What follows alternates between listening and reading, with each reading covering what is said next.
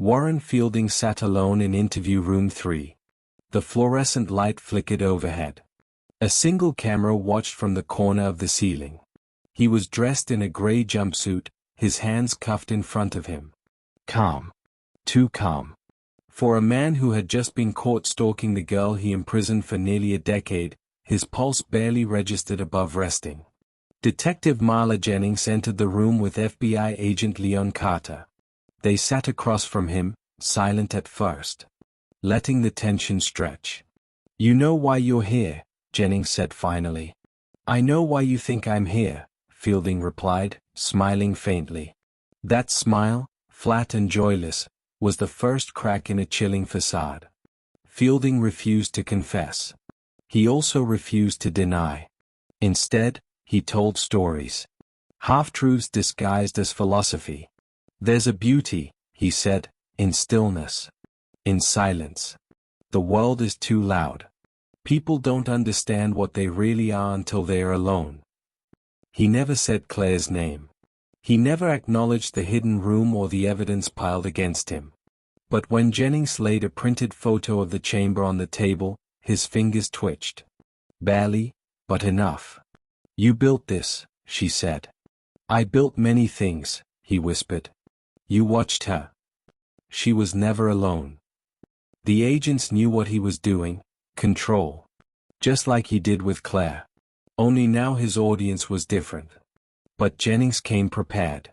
She slid another photo across the table, this one of Claire, post-rescue, sitting beside her mother. Smiling. Fielding stared for a long time.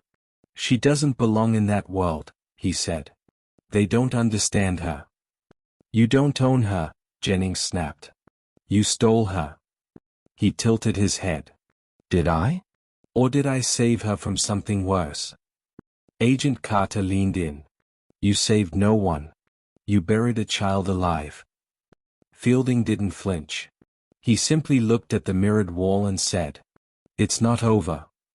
Outside the room, the evidence was overwhelming. Claire's DNA all over the chamber. Her ID and personal items in his possession. And multiple letters with his fingerprints sealed inside. Surveillance photos of Claire after her escape. The hard drive recovered from Fielding's car, containing digital journals, each entry dated, detailing what she wore, what she ate, and how the silence shaped her mind. But no direct video of the abduction. No signed confession. He was careful. Calculated. Almost surgical. Claire agreed to testify. It would take time, months, maybe years, to prepare. But her strength was unwavering. When told he hadn't confessed, she didn't cry. She didn't rage. She said, "He took 10 years. I'll take the rest of my life if I have to." Warren Fielding was formally charged with kidnapping, unlawful imprisonment, aggravated stalking, felony assault, possession of false identification and forged documents. Additional charges were still pending. But in the eyes of Elmridge, and the country, he was already the face of evil. A ghost in the background no one noticed until it was too late. The trial of Warren Fielding began on a frigid Monday morning in February. It was held in the county courthouse of Elmridge, a building that had seen its share of petty crimes, civil disputes, and noise complaints, but never anything like this. Not a case with national media attention, federal witnesses, and a town watching with bated breath. They had to bring in extra security. Metal detectors. Barricades. Satellite trucks lined the block. Inside, everything was silent. No one knew what would happen. But everyone remembered what was at stake. Claire Monroe entered the courtroom through a side door, escorted by 2 plainclothes officers. She wore a simple navy blue dress and a soft gray shawl. Her hair was neatly pulled back, her eyes forward. The room fell into absolute stillness when she took the stand. The defense attorney, Courtney Dell, known for her clinical, calm dismantling of emotional testimonies, tried to challenge her story. Poked at her memory. Asked about inconsistencies in time.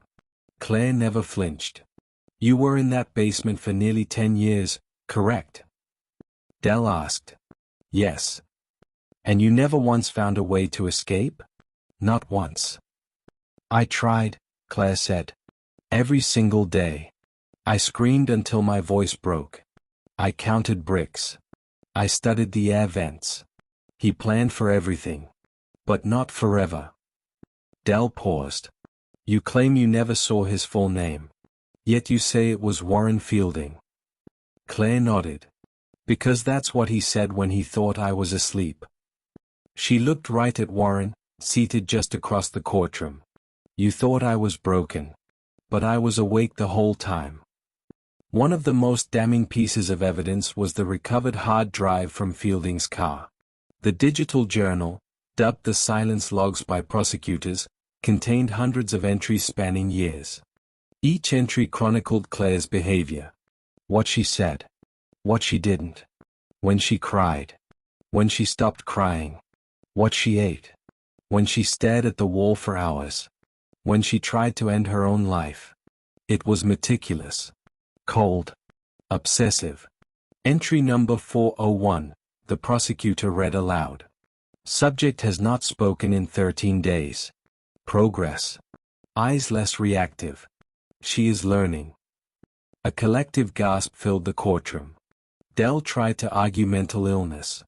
Claimed Fielding was delusional, incapable of understanding right from wrong.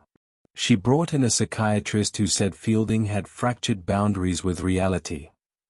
But the prosecution had their own expert, one who studied captors of long-term confinement cases. He dismantled the argument in minutes. This was not madness, the expert said. This was control. Cold, strategic control. He knew what he was doing, and he documented it with chilling pride. After 3 weeks of testimony, hundreds of exhibits, and a town that hadn't exhaled in a decade, the jury returned its verdict. Guilty. On all counts. Every charge. When the judge asked if Fielding had anything to say before sentencing, he simply leaned into the microphone and whispered. She still thinks she won. No one in the courtroom moved. No one dared to breathe. Then Claire stood, without being called upon, and said clearly, for the record. No. I don't think I won. I survived. And now you get to sit in the silence. Warren Fielding was sentenced to life in prison without the possibility of parole. He was immediately transferred to a federal supermax facility. And for the first time in a decade, the town of Elmridge exhaled. After Warren Fielding's conviction, the house on Elmridge's Hawthorne Lane became infamous. It was a modest, two-bedroom home tucked behind a row of tall hedges. To outsiders, it looked like any other quiet suburban residence, until the world found out what had been hidden behind its basement walls. News vans swarmed. Tourists took selfies from across the street. People left candles and teddy bears at the curb, as if it were a grave. But no one crossed the threshold. Mark and Erica Langston, the couple who'd bought the home unaware of its horrific secret, never stepped foot inside again. They gave a brief interview to a local reporter. We wanted a place to start a family, Erica said. Now I can't sleep without hearing her voice, Mark added. They broke their lease within a week. Left the town entirely. Their furniture was still inside when they turned in the keys. The house sat dark after that. Windows boarded. A yellow police seal still clinging to the basement door. The bank tried to sell it, twice. Both times, interested buyers backed out after learning its history. Even those who claimed not to be superstitious admitted to feeling something off during walkthroughs. One buyer, a retired teacher from out of state, went as far as making an offer. But after spending a single night inside, she left in the middle of the night without her suitcase. She never explained why. The house became a local myth. Teenagers dared each other to sneak inside. Paranormal investigators posted videos titled Basement of Silence and Trapped Spirit of Elmridge. But it wasn't haunted. Just hollow. It had absorbed nearly a decade of someone's suffering, and the walls seemed to remember. 3 months after the trial, Claire did something no one expected. She went back. Not alone, She was accompanied by Detective Jennings, a trauma therapist, and 2 armed officers. But still, she stood in the yard, looked up at the windows, and walked through the front door of the house where she'd been buried alive. She didn't cry. She didn't speak. She simply stood at the top of the basement stairs, and dropped a match. Authorities said it was accidental, an old electrical issue sparked by faulty wiring in the laundry unit. But those who knew the truth didn't ask too many questions. The house burned quietly. No explosions. No injuries. Just a slow, smoldering erasure of everything it had held. Claire watched from across the street. When it was over, she whispered one sentence to Jennings. "He can't come back here now." The town council voted not to rebuild. Instead, they turned the lot into a garden, the Monroe Memorial Grove, planted with white magnolias and a single black bench bearing a plaque. In silence, she endured. In strength, she returned. The basement was gone. But Claire was still here. And the town was finally ready to begin again. Before Claire had been found, long before Warren Fielding's name ever surfaced, 4 letters had arrived over the course of several years. Each one was postmarked from a different state. Each was typed. No return address. No fingerprints. They were always sent on June 5th, the anniversary of her disappearance. At the time, authorities believed they were the work of a sick prankster, or worse, a cruel attempt to reopen wounds. Deborah Monroe had turned them over to police, but nothing in them led to concrete answers. They were brief, vague, chilling. Letter 1, Year 1. She sees the stars but not the moon. Letter 2, Year 3. The silence is louder now. She counts backwards. Letter 3, Year 6. Her voice is folded. Like paper. Letter 4, Year 9. She listens. But no one knocks. After Claire's rescue, the letters were re-examined under a different light. They were never meant for the police. They were messages, from Warren Fielding. FBI profiler Lydia Grant reviewed the letters and confirmed what Claire had already implied during her debriefing. Each line mirrored something Fielding had said to her, word for word. He liked riddles, Claire explained. He'd recite phrases like poems. He thought they made the pain sound poetic. But it wasn't just poetry. It was a countdown.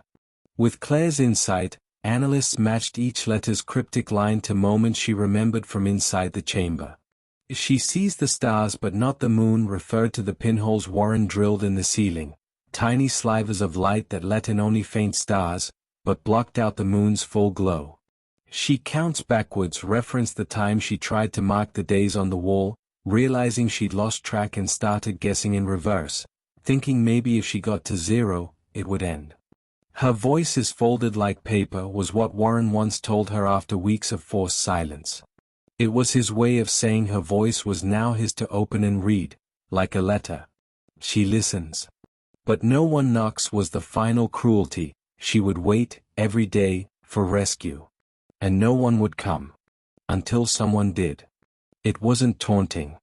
It wasn't remorse. It was ownership. Fielding wanted Deborah to know that Claire still existed, but only as he allowed. The letters were his twisted way of saying, she's alive.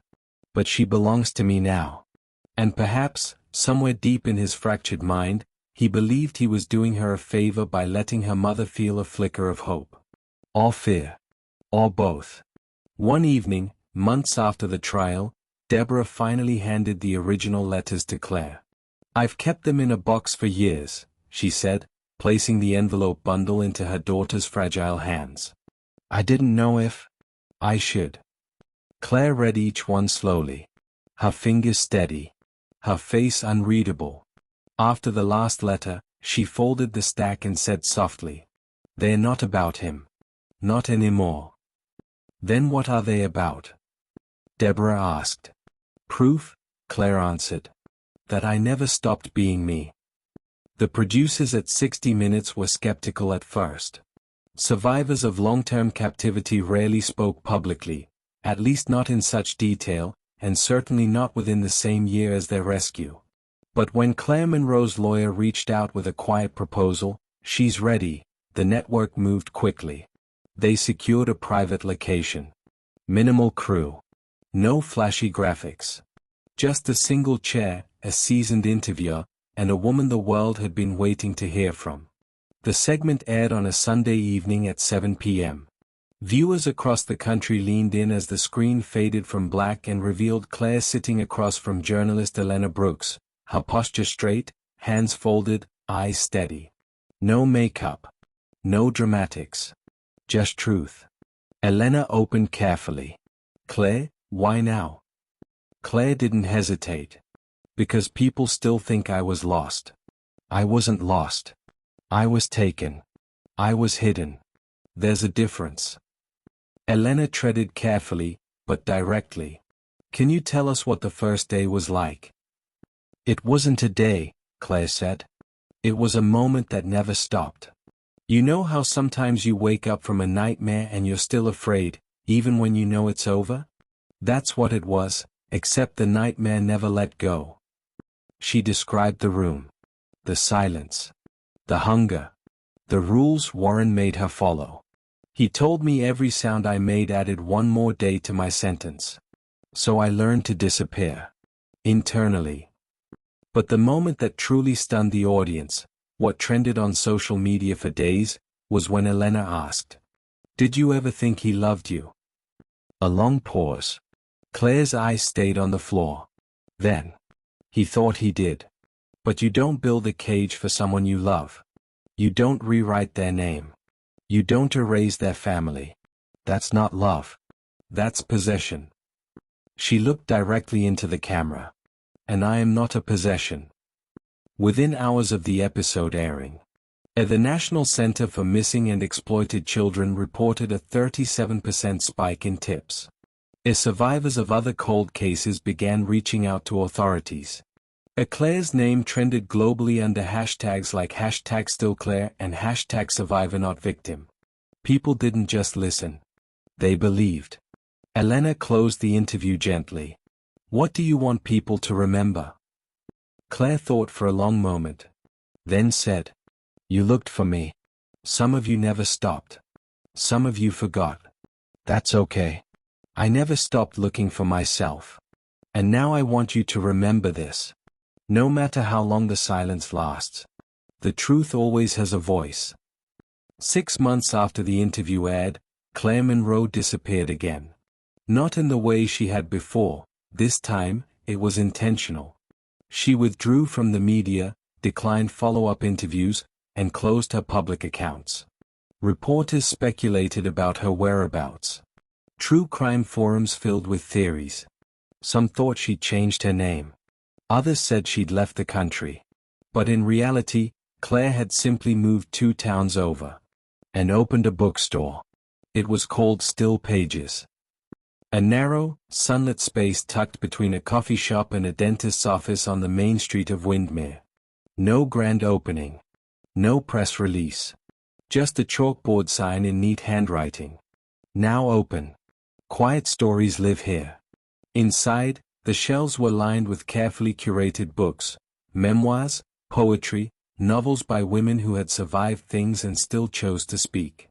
There was no cash register. Just a small donation box and a handwritten note. "If you can't pay, take the book anyway. Stories are meant to be heard." Claire never told anyone who she was. Most of the locals didn't recognize her. And if they did, they never said. Every month, she changed the front window. One month it featured banned books. Another month, letters written by incarcerated women to their younger selves. But in late May, she quietly arranged a new display. Her junior yearbook. A photo of her from prom night, now framed and restored. A simple plaque that read, "Missing since prom night. Found in a photograph. Still here." People stopped to stare. Some left flowers. One teenage girl pressed her hand against the glass, tears in her eyes, and whispered to her friend, "That's her. That's Claire Monroe." Claire watched from inside, sipping tea, the bell on the door chiming softly in the background. She didn't come out. She didn't wave. She didn't need to. The world had already seen her scream. Now it was time to see her live. One afternoon, Detective Marla Jennings dropped by. She didn't introduce herself, but Claire looked up from the counter, smiled faintly, and said, "There's coffee in the back. The poetry section's near the window." Jennings smiled. "Still the best detective I know." They didn't talk about the case. They talked about books. About silence. About survival. About stories that waited too long to be told. Before she left, Jennings slid a small envelope onto the counter. "One last photo," she said. Inside was a printout from the evidence files, the yearbook photo that had cracked the case. But this one was cropped differently. The man in the background was gone. All that remained was Claire. Smiling. Whole. It was a quiet Wednesday morning when the door to Still Pages chimed open and a woman stepped inside, early 30s, carefully dressed, with tired eyes and a hesitant smile. Claire looked up from her place behind the counter. She didn't recognize the woman immediately. "Looking for something in particular?" she asked gently. The woman stepped closer. She held a worn paperback in her hand. But that wasn't what she'd come for.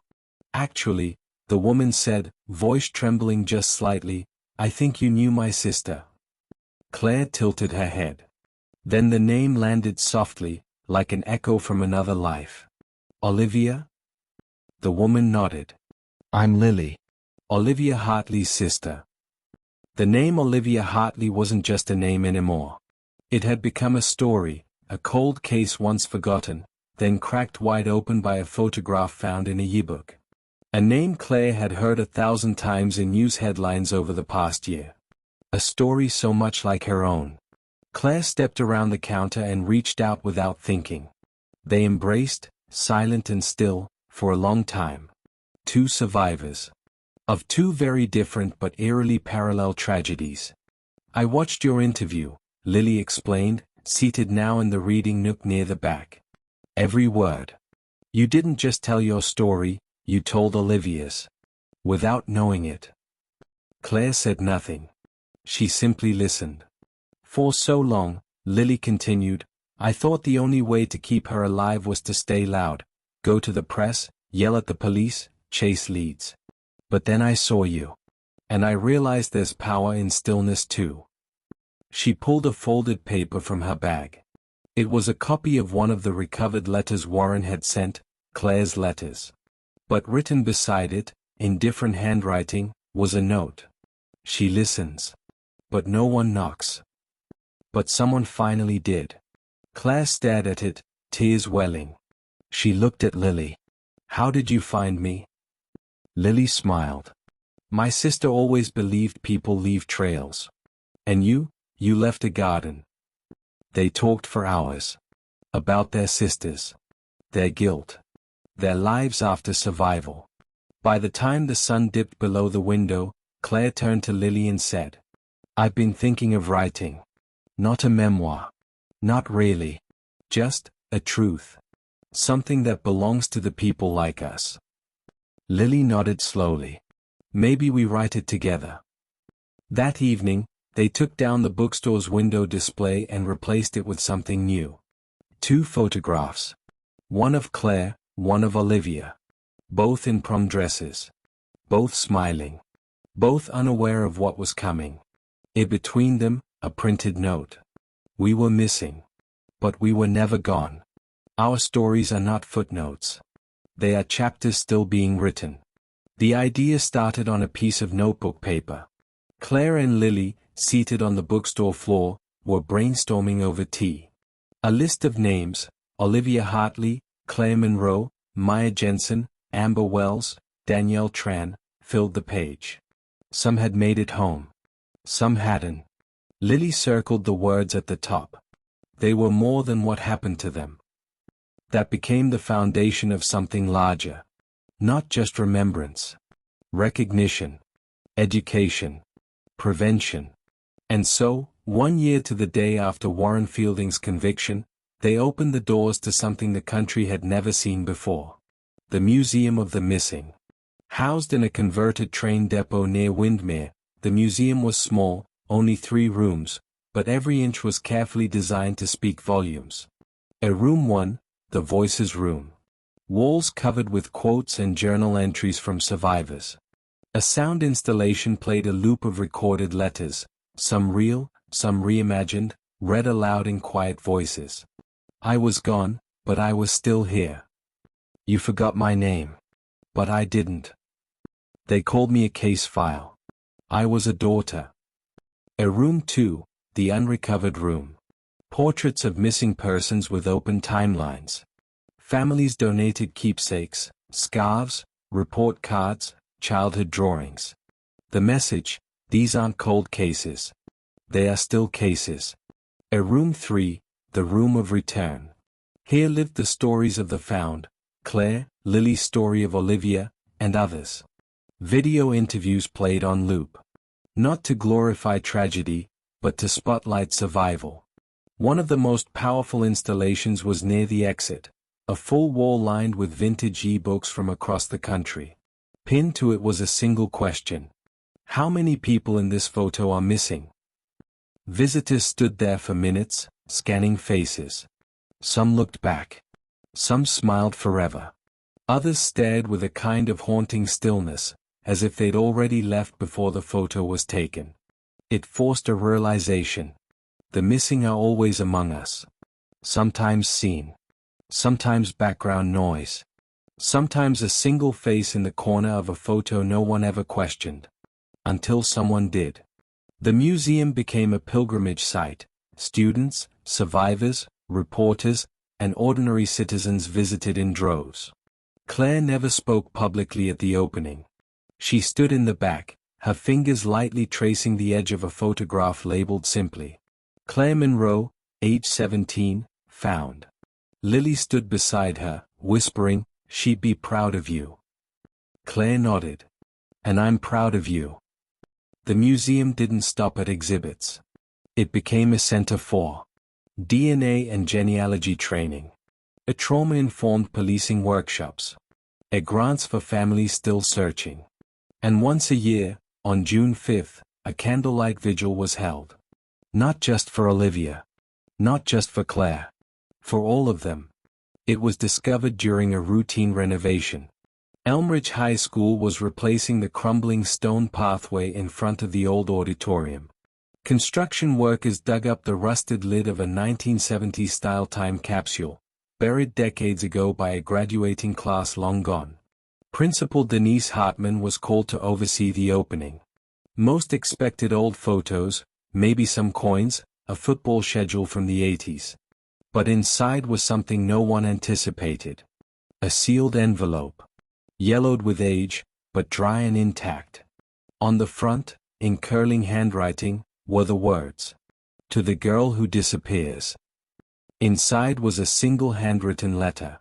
The ink had faded in places, but the message was clear, and hauntingly prescient. If you're reading this, something went wrong. Maybe you left, and they never found you. Maybe you were taken, and no one knew. Maybe you're somewhere out there, screaming without sound. I hope you get home. I hope someone keeps looking. I hope your name stays on their lips. I was almost the girl who disappeared. This school, this town, it doesn't always listen. But maybe one day, it will. The note was unsigned. No name. No class year. No explanation. It was as if it had been waiting. For Claire. For Olivia. For any of the thousands whose stories had vanished before they could be written. Word spread quickly. The letter was published in the Elmridge Times under the headline, "Message to the Missing, Found in Time." Locals speculated on who had written it. A student with a premonition? A survivor of abuse who never told their story? A quiet soul who simply knew what it meant to feel unseen? The truth never emerged. But the meaning resonated. The school installed a plaque in the auditorium lobby with the final line of the letter engraved. I hope your name stays on their lips. Lily brought a scanned copy to the bookstore. Claire read the letter in silence. Then, softly. It feels like someone reached through time just to remind us. We were never as alone as we thought. She placed the letter in the window display beside Olivia's framed photo and added a note of her own underneath. To the girl who wrote this. We heard you. And we're still listening. The sun set slowly over Windermere, casting long golden shadows across the front of the Museum of the Missing. Inside, the final room had changed again. Now, in place of exhibits or letters or interviews, stood a tall glass wall etched with hundreds of names. Some were famous. Some never made the news. Some had been found. Others were still out there, floating like unanswered questions across time. Above the wall, a single line was etched in silver. We were never just missing. We were loved. On the 20th anniversary of Claire Monroe's disappearance, an anniversary that had once marked terror, but now marked triumph, the museum held its first Night of Names vigil. Families gathered from all over the country. Candles were lit. Letters were read aloud. The name of each missing or recovered person was spoken, slowly, carefully, like a sacred promise. Maya Jensen. Cameron Liu. Danielle Tran. Olivia Hartley. Claire Monroe. Every time a name was said, a soft bell rang. The room held grief. But it also held something else. Defiance. Love. And the quiet roar of remembrance. She hadn't planned to speak. But when the final bell rang, Claire stood and walked to the front, notes clutched in one hand, a tiny ribbon tied around her wrist, the same ribbon she'd worn to prom all those years ago. She looked out at the crowd, survivors, families, advocates, strangers, and said, "We call them the missing, like they belong to absence. But they belong to people. To homes. To stories that were never meant to be silenced. I was one of them. And now I get to speak their names. That's what justice is. Not punishment. Not revenge. Memory. Keeping the story alive. Refusing to let the world forget." After the ceremony, everyone walked to the back garden, the space Claire had helped plant herself. Each guest was given a seed packet. On the outside was printed, "Plant this in the name of someone who's still out there. Let it grow. Let it remind you to keep looking." As the crowd scattered across the lawn, soft lights illuminated the magnolias. The air smelled like earth and rain in spring. And hope. Claire never became a public figure. She didn't write a best-selling memoir. She didn't chase fame. She just lived. She read. She planted things. She helped others tell their stories. And she never, not once, stopped whispering the names of those still waiting to be found. Because survival wasn't the end of her story. It was the beginning of everyone else's. On the final page of the guest book inside the Museum of the Missing, someone had written in delicate cursive, "Not all heroes wear capes. Some carry ye-books. Some keep asking questions. Some survive. And help the rest of us remember why we must never stop looking." If you enjoyed this episode of Chase Narrations, please like, subscribe, and turn on notifications. Your support helps us continue to share impactful and meaningful content.